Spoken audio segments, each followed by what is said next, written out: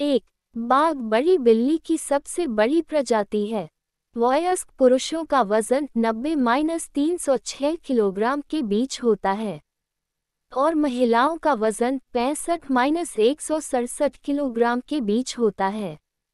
2. बाघों के फर पर अद्वितीय धारी पैटर्न होते हैं और किन्हीं दो बाघों का पैटर्न एक जैसा नहीं होता।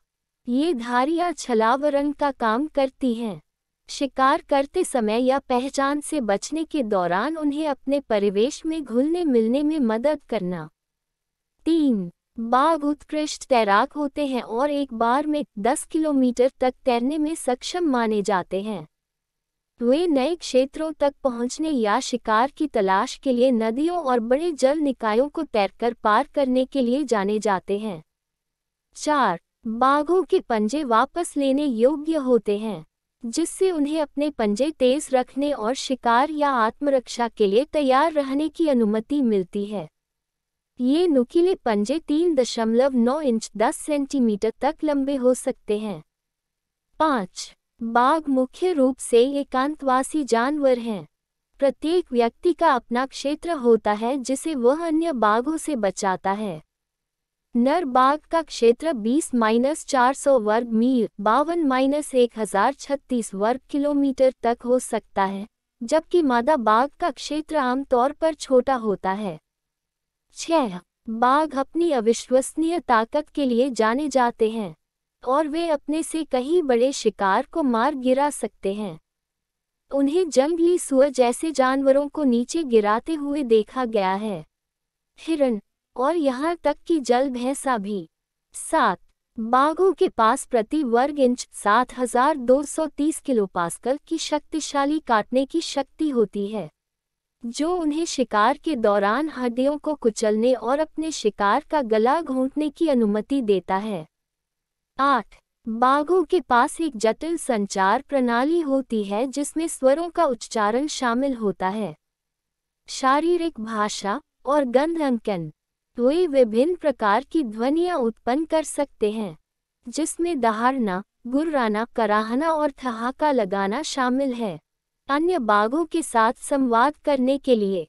9. बाघों की 6 उपप्रजातियां हैं। बंगाल, इंडो चाइनीज, साइबेरियन जिसे अमूर के नाम से भी जाना जाता है, मलायन, सुमात्रान और दक्षिण चीन। प्रत्येक उपप्रजाति की उपस्थिति में थोड़ा अंतर होता है। आवास और व्यवहार। 10. बाघों को वर्तमान में लुप्तप्राय प्रजातियों के रूप में सूचीबद्ध किया गया है। जंगली आबादी को निवास स्थान के नुकसान जैसे महत्वपूर्ण खतरों का सामना करना पड़ रहा है। उनके फर और शरीर के अंगों के लिए अवैध शिकार और मनुष्यों के साथ संघर्ष। इन शानदार प्राणियों और उनके आवासों की सुरक्षा के लिए संरक्षण के प्रयास किए जा रहे हैं। 1. शेर दूसरी सबसे बड़ी बिल्ली प्रजाति है। बाघों के बाद वयस्क नर शेर का वजन 150-250 किलोग्राम के बीच हो सकता है, जबकि महिलाओं का वजन लगभग 120-182 किलोग्राम होता है। 2. शेर ही एकमात्र वास्तविक सामाजिक जंगली बिल्ली प्रजाति है। समूहों में रहना जिन्हें प्राइड्स कहा जाता है। प्राइड का आकार लगभग 3 से 40 व्यक्तियों तक हो सकता है, जिसमें कई संबंधित मादाएं, उनकी संतानें शामिल हैं और कुछ वयस्क पुरुष। 3. नर शेर अपने राजसी अयाल के लिए जाने जाते हैं, जो रंग और लंबाई में भिन्न हो सकता है।